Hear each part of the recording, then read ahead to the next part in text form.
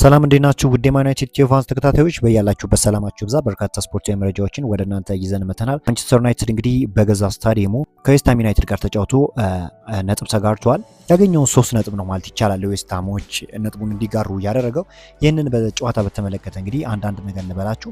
ማንቸስተር ዩናይትድ በኦልድ ትራፎርድ ዌስትሃምን አስተናግዶ 1-1 በመውጣት ማግኘት ከነበረበት 3 ነጥብ 1 ነጥብ ብቻ በመያዝ ጨዋታውን አጠናቋል። በጨዋታውም በመጀመሪያ አጋማሽ በሁለቱም ቡድኖች መካከል ተመጣጣኝ እንቅስቃሴ ሙከራዎች የታየበትና ዩናይትድ በመከላከሉ ብዙ ፈተና የገጠሙ ቢሆንም ሁለቱም ቡድኖች ያገኙትን እድል በአግባቡ ባለመጠቀማቸው በመጀመሪያው 45 ግብ ሳይቆጠር ተጠናቋል። በአይደን ኢቨን ሲመራ የነበረው የዩናይትድ የተከላካይ መስመር እንደተጠበቀው ባለመገኘቱ ሊኒዮሮን በመተካት ሁለተኛውን አጋማሽ ጀምሯል። እጅግ ብርቱ ፉክክር በነበረበት በሁለተኛው አጋማሽ ዲያጎ ዳሎ በ58ኛ ደቂቃ ዌስትሃምን የመከላከል ድክመት በመጠቀም ግብ በማስቆጠር ዩናይትድን ቀዳሚ ሲያደርግ ጨዋታውን ተከላክሎ ነጥቡን ከማስጠበቅ ይልቅ ማጥቃቱን የመረጠው ዩናይትድ ለዌስትሃም ክፍተት እንዲፈጠር ምክንያት ሆኗል። በ83ኛው ደቂቃ ላይ በተገኘ የማዕዘን ምት ማጋሳ ማዘራዊ ከመስመር ያጸዳውን ኳስ ከመረብ ጋር በማዋሃድ የዌስትሃምን ያቻነት ጎል አስቆጥሯል። ጨዋታው በድል በማጠናቀቅ ወደ 5ኛ ደረጃ ላይ ይቀመጣል ተብሎ የተጠበቀው የሩበን አሞሪሙ ስብስብ በ22 ነጥብ 8ኛ ደረጃ ላይ መቀመጥ ችሏል። እሺ አሁን ማንቸስተር ዩናይትዶች በዚህ ጨዋታ ብዙ መስተካከል ያለባቸው ነገር በተለይም ደግሞ ከሩበን አሞሪም የተመለከትኩትን ነገር ልንገራችሁ። ሩበን አሞሪም እንግዲህ በተለይም በተጫዋች ቅያሪ ጌም ማኔጅመንት ላይ ደካማ ነገርን እያስመለከተ ይገኛል። ከዚህ በፊትም ስናገር ነበረ የቶተናሙን ጨዋታ ላብነት ያህል ማስቀመጥ እንችላለን። ጌም ማኔጅመንት ፕሮብሌም በስርዓት እንዳለበት የሚያመላክት ነው። ማኑኤል ኡጋርቴን ቀይሮ አስገብቶ ነው ማንቸስተር ዩናይትድ እስከ 80ዎቹ ምናምን ደቂቃ ድረስ 1-0 ሲመራ ቆይቶ ጎል ያስተናገደውና ያንን ስህተቱን ደግሞ አሁንም በዚህ ጨዋታ ደግሞታል። ሩበን አሞሪም ከጨዋታ ጌም ማኔጅመንት ላይ ያለበት ፕሮብሌም እየተመለከት ነው እንገኛለን። ሩበን አሞሪም በስርዓት ማሸነፍ የሚችላቸውን ጨዋታዎች የኤቨርተኑን ጨዋታ መመልከት እንችላለን። ከኤቨርተን ጋር የገጠመበትን ጨዋታ መመልከት እንችላለን። ከቶተንሃም ሆትስፐር ጋር የገጠመበትን ጨዋታ መመልከት እንችላለን። እንዲሁም ደግሞ ከሜዳ ውጭ ተጉዞ ኖቲንግሃም ፎረስትን የገጠመበት ጨዋታ ከ1-0 መምራት 2-1 የተቀለበሰበት ሁኔታና ጨዋታው 2 አቻ በሆነ ውጤት በመጨረሻዎቹ ደቂቃ አማድ ዲያሎ ባስቆጠረው ጎል ያለቀውን ጨዋታ መመልከት እንችላለን። ብዙ የሚነሱ ጥያቄዎች አሉ። ክለቡ እንደሚታወቀው የስኳድ ጥበት እንዳለበት ይታወቃል። ነገር ግን ሩበን አሞሪም ያሉትን ተጫዋቾች በሚገባ እየተጠቀመ ነው ወይ የሚለው ጥያቄ የሚያስነሳ ጉዳይ ነው። አሁን ሩበን አሞሪም በሚገባ ራሱን መመልከት አለበት።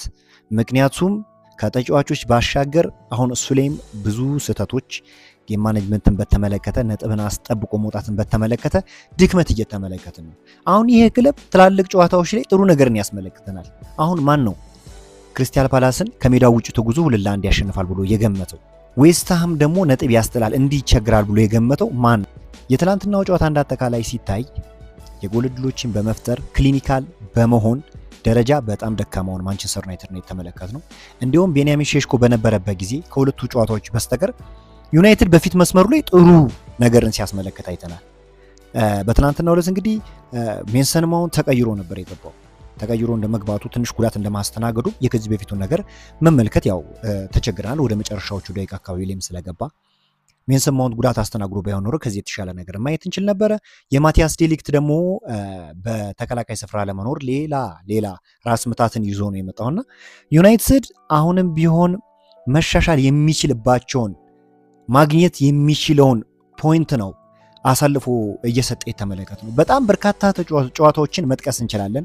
የትላንትናው ደግሞ በጣም ልብን የሚሰብር ነው በዩናይትድ ደጋፊዎች ዘንድና የእውነት ሩበን አሞሪም ይህንን ነገር ከዚች ቅዝበት አንስቶ ማስተካከል የማይችል ከሆነ በዚህ ሁኔታ የሚቀጥል ከሆነ በማንቸስተር ዩናይትድ ቤት ይቆያል ብዬ አላምንም። ያለበትን ችግር ከወዲሁ መቅረፍ አለበት። አለበለዚያ ግን የዩናይትድ ደጋፊዎችን ልብ እየሰበረ በዚህ ሁኔታ ይቀጥላል የሚል እምነት የለኝም። እንግዲህ ማንቸስተር ዩናይትድ በምሽቱ ጨዋታ ላይ ከክፍተት ጨዋታ 27 ክሮሶችን ማድረግ ችሏል። ከ27ቱ ክሮሶች 4ቱ ብቻ ተሳክቷል። ልብ ብላችሁ አይታችሁ ከሆነ በተለይ የአየር ኳሶችን የመጠቀም ከፍተኛ የሆነ ችግር ነው ያለው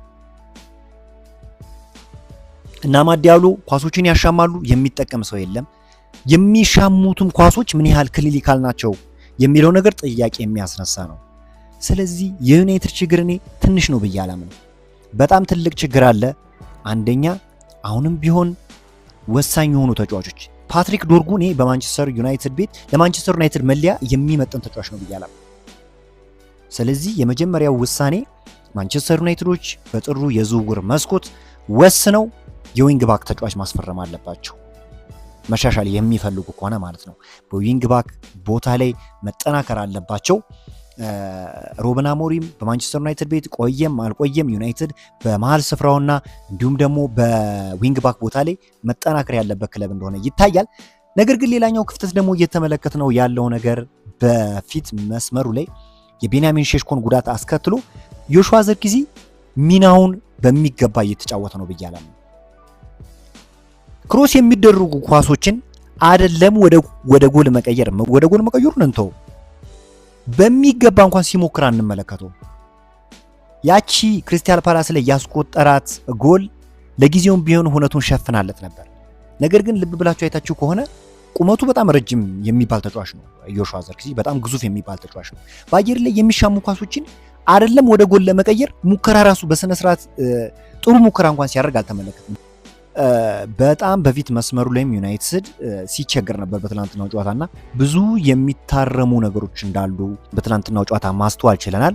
ብዙዎች ይህንን ነገር ኤክስፔክት አላደረጉም። ነገር ግን ዩናይትድ የተለመደውን ነገር አሳይቷል። በወሳኝ ነጥቦችን ማግኘት ባለበት ጊዜ ነጥብ ተጋርቶ ወጥቷል፣ ያውም በሜዳው እና በጣም አሳዛኝ የሚባል ነገር ነው።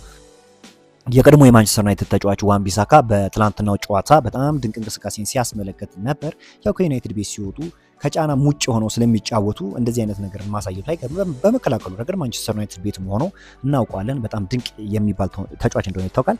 እና ሌላኛው እንግዲህ ዝውውርን በተመለከተ አንድ መረጃ ወጥቷል። ማንቸስተር ዩናይትድ በመሃል ሜዳው ማስፈረም ከሚፈልጋቸው ተጫዋቾች ውስጥ ስሙ በስፋት ሲጠቀስ የሰማ ነው ዣኦ ጎሜዝ ነው። በ15ኛው ሳምንት የእንግሊዝ ፕሪሚየር ሊግ ጨዋታ ማንቸስተር ዩናይትድ ከወልቭስ ጋር በሚያደርገው ጨዋታ በቅጣት ምክንያት አይኖርምና ዣኦ ጎሜዝ በዚህ ስን 5 ማስጠንቀቂያ ቢጫ ካርዶችን በመመልከት ምክንያት ከማንቸስተር ዩናይትድ ጋር የሚያደርገውን ጨዋታ በቅጣት ያልፈዋል። ሰኞ ዕለት ነው እንግዲህ ማንቸስተር ዩናይትድ ወልቭስን የሚገጥመው። አሁን እንግዲህ በማንቸስተር ዩናይትድ ደጋፊዎች ዘንድ ተስፋ መቁረጥን እየተመለከትን ነው።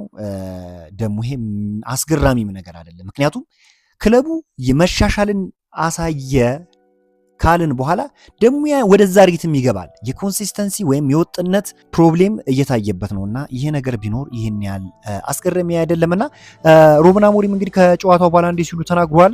ምናልባትም ከመጀመሪያው ግብ በኋላ ጥቂት ሰከንድ ቦል ስንሸነፍ ነበር። ኩኛም በአንዱ ወይም 2 ሰከንድ ቦል ሽግግር አድርጓል። በእያንዳንዱ ደቂቃ ከግብ ርቀን ለመከላከል ስንሞክር ነበር። ምክንያቱም የማዕዘን ምት ለማግኘትና ክሮስ ለማድረግ እንደሚሞክሩ እናውቃለን። ታስቦም አልቀረም። ሆኖም በረጅም ኳስ ገቡ። በሰከንድ ቦል በመከላከል ላይ የነበሩት የኛን 3 ተጫዋቾች ያሸነፉ።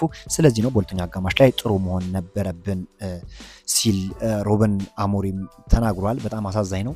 ሌላኛው አስገራሚ ውስጣት እንግዲህ ማንቸስተር ዩናይትድ በዚህ ውድድር ዓመት የተቆጠረበት የ23 ግቦች ውስጥ 14ቱ ማኑኤል ኡጋርቴ ሜዳ ውስጥ በሆነባቸው ጊዜያት ናቸው። የእውነት በጣም ያሳዝናል ማኑኤል ኡጋርቴ በዚህ ደረጃ መውረዱ። እንዲሁም የማንቸስተር ዩናይትድ ደጋፊዎች ፓትሪክ ዶርጉና ማኑኤል ኡጋርቴ ወደ ሜዳ ሲገቡ የብስጭት ድምጽ ያሰማሉ። ያ ነገር የሚሆነውም በእውነት ነው። እነሱ በሚገቡበት ጊዜ ዩናይትድ ላይ ጎል ይቆጠርበታልና የብስጭት ድምጽ ቢያሰሙ ይሄን ያህል አስገራሚ አይሆንም። የትናንትናው ሽንፈት ግን እጅግ ልብ ሰባሪ የሆነ ሽንፈት ነው ማለት ይቻላል። ምክንያቱም ዩናይትድ በሚገባ ደረጃውን ማስተካከል የሚችልበት ቅጽበት ተፈጥሮ ነበር። ያንን ነገር መጠቀም አለመቻሉ በጣም ያበሳጫል። ይህንን ነገር በሚገባ ሩበን አሞሪም ማስተካከል አለባቸው። የማይሆን ከሆነ ግን በማንቸስተር ዩናይትድ ቤት የመቆየታቸው እድልም አጠራጣሪ ነው የሚሆነው። እንደዚህ አይነት ሁኔታዎችን የሚደጋግሙ ከሆነ የትላንትናው በጣም አሳዛኝ እንደ ሽንፈት የሚቆጠር አይነት ጨዋታ ነው። ሽንፈት ነው ብዬ ነው የምቆጥረው። ምክንያቱም ማስጠበቅ የሚችሉትን ፖይንት ነው አሳልፈው እየሰጡትና እንደዚህ አይነት ሞመንቶችን ማስተካከል አለባቸው ብዬ አምናለሁ። በዛሬው ዕለት እንግዲህ ማንቸስተር ዩናይትድ የተመለከቱ መረጃዎችን ግን ይመስላሉ። በጥሩ የዝውውር መስኮት ማንቸስተር ዩናይትድ በሚገባ በዝውውሩ ይንቀሳቀሳል ብለን እናስባለን ካለበት ክፍተት አንጻር። እኔም አዳዲስ መረጃዎችን ዝውውርን በተመለከተ ወደ እናንተ የማቀርባላችሁ ይሆናል። አብራችሁን ስለቆያችሁ ከልብ አመሰግናለሁ። ሰኞ ዕለት እንግዲህ ማንቸስተር ዩናይትድ ከሜዳ ውጭ ተጉዞ ወልቭስን የሚገጥም ይሆናል። ይህንን ጨዋታ መመልከት ትችላላችሁ። አዳዲስ መረጃ ከመጣ ወደ እናንተ የማጋራችሁ ይሆናል። አብራችሁን ስለቆያችሁ ከልብ አመሰግናለሁ።